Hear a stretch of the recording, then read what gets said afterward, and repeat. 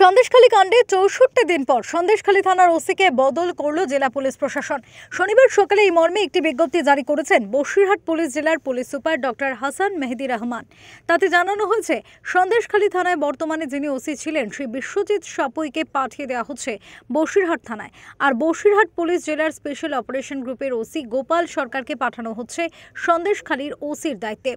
এতদিন পর কেন এই সিদ্ধান্ত তা নিয়ে ইতিমধ্যে জল্পনা শুরু হয়েছে প্রশাসনিক মহলে। তবে কি সন্দেশখালীর বিদায়ী ওসি বিশ্বজিৎ সাপুয়ের সঙ্গে শেখ শাহজাহান, শিবু হাজরা এবং উত্তম সর্দারদের মধ্যে কোনো বোঝাপড়া ছিল? সেই কারণেই কি এত বারবারন্ত শেখ শাহজাহান বাহিনীর? হঠাৎ এই বদলি, সেই প্রশ্নই তুলে দিল রাজনৈতিক মহলে। কারণ এর আগে সন্দেশখালী কাণ্ডে গ্রেফতার হওয়া সন্দেশখালীর প্রাক্তন সিপিআইএম বিধায়ক নিরাপদ সর্দারের বিরুদ্ধে আনা অভিযোগের তারিখ এবং এফআইআরে লেখা তারিখের ভুলের জন্য খেসারত দিতে হয়েছিল বসিরহাট থানার আইসি কাজল চট্টোপাধ্যায়কে। গত সপ্তাহে তাকেও সরিয়ে দিয়েছিল জেলা পুলিশ প্রশাসন। ফের আজ সন্দেশখালী থানার ওসির বদল ঘিরে অসন্তোষের সৃষ্টি হয়েছে খোদ পুলিশ মহলেই বলে সূত্রের খবর। সন্দেশখালী কাণ্ডের প্রতিবাদে আগামীকাল সন্দেশখালীতে কলকাতা হাইকোর্টের নির্দেশে জনসভা করবেন রাজ্যের বিরোধী দলনেতা শুভেন্দু অধিকারী। সেখানে লক্ষাধিক মানুষের সমাগমের সম্ভাবনা রয়েছে।